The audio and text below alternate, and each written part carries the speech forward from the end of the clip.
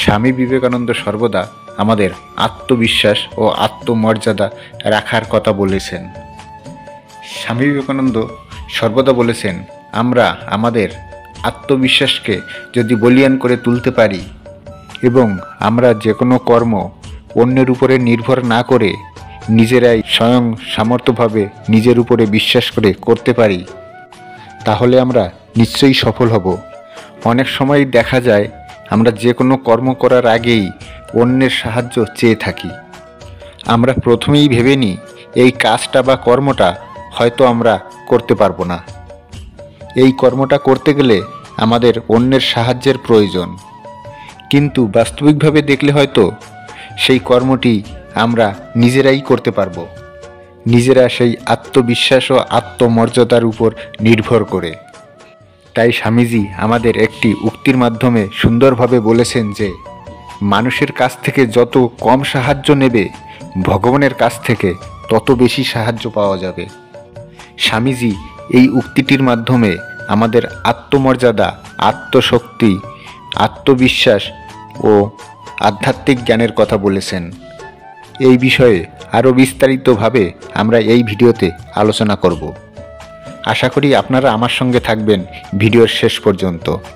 বন্ধুরা, আপনাদের কাছে ছোট্ট একটি অনুরোধ, আপনারা যদি আমার চ্যানেলটি এখনও সাবস্ক্রাইবার করে না থাকেন তাহলে সাবস্ক্রাইবার করে আমার পাশে থাকুন। বেশি কথা না বলে চলুন তাহলে ভিডিওতে যাওয়া যাক। স্বামীজি হলেন তথা ভারতবর্ষের একজন শ্রদ্ধেয় নেতা, অতপ্রদর্শ এবং দার্শনিক। তার শিক্ষায় কবি প্রজ্ঞা প্রকাশ করেছিলেন। তার একটি বিখ্যাত উক্তি হল, মানুষের কাছ থেকে যত কম সাহায্য, ঈশ্বরের কাছ থেকে তত বেশি সাহায্য। এই শব্দগুলি মানুষের প্রচেষ্টা ও ঈশ্বরের হস্তক্ষেপের মধ্যে উপলব্ধিকে অন্তর্ভুক্ত করে। বিবেকানন্দ বিশ্বাস করতেন মানুষের মধ্যে অবিশ্বাস্য সম্ভাবনা রয়েছে এবং তাদের কর্ম ও প্রচেষ্টার মাধ্যমে তাদের নিজস্ব জীবন গঠন করার ক্ষমতা রয়েছে। তিনি আত্মনির্ভরশীলতার গুরুত্ব ও তার নিজের লক্ষ্যে উদ্ভাবসায়ী সাধনার উপর জোর দেন। তার মতে ব্যক্তিরা যখন আন্তরিক প্রচেষ্টা করে এবং তাদের জীবনের দায়িত্ব নেয়, তখন তারা মহান জিনিসগুলি সম্পাদন করতে পারে। যাই হোক, বিবেকানন্দ মানুষের প্রচেষ্টা ও তাদের সীমাবদ্ধতাও স্বীকার করেছেন। আমাদের সর্বোচ্চ প্রচেষ্টা ও সীমাবদ্ধতা সত্ত্বেও এমন পরিস্থিতি ও চ্যালেঞ্জ রয়েছে যা আমাদের নিয়ন্ত্রণ ও বোঝাপড়াকে অতিক্রম করে। এই ধরনের পরিস্থিতিতে তিনি বিশ্বাস করতেন, যাকে তিনি উচ্চতর শক্তি হিসাবে কাউকে বিশ্বাস করেছেন, সাহায্য এবং নির্দেশনা প্রদানের জন্য হস্তক্ষেপ করে। বিবেকানন্দের শিক্ষা আলস্য বা নিশীলতার পক্ষে নয়, বরং তিনি মানুষের প্রচেষ্টার গুরুত্বের উপর জোর দিয়েছিলেন এবং জীবনের সকল ক্ষেত্রে শ্রেষ্ঠত্ব প্রচেষ্টা করতে উৎসাহিত করেছিলেন।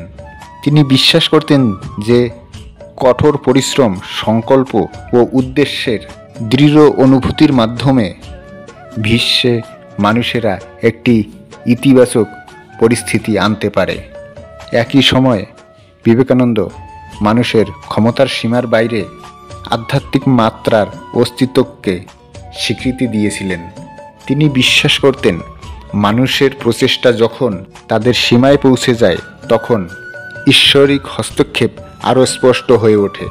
দুর্বলতা ও আত্মসমর্পণের মুহূর্তগুলিতে ব্যক্তিরা উচ্চতর শক্তির গভীর সাহায্য ও সমর্থন অনুভব করতে পারেন।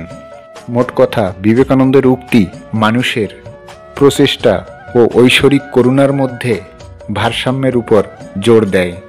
যদিও আমাদের দায়িত্ব পালনের চেষ্টা করা উচিত, আমাদের লক্ষ্যগুলির প্রতি নিষ্ঠার সাথে কাজ করা উচিত।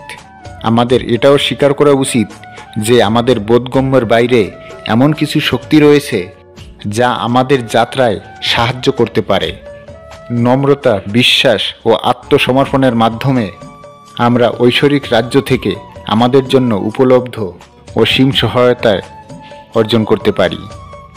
উপসংহারে স্বামী বিবেকানন্দের উক্তি, মানুষের কাছ থেকে যত কম সাহায্য, ঈশ্বরের কাছ থেকে তত বেশি সাহায্য মানুষের প্রচেষ্টা এবং ঐশ্বরিক হস্তক্ষেপের মধ্যে সূক্ষ্ম ইন্টারপ্ল্যাকে অনুসরক হিসাবে কাজ করে। এটি ব্যক্তিদের তাদের সর্বোত্তম চেষ্টা চালানোর জন্য উৎসাহিত করে। যখন একটি উচ্চতর শক্তির উপস্থিতি স্বীকার করে, তা তাদের প্রচেষ্টা কম হলে যা তাদের গাইড এবং সমর্থক করতে পারে।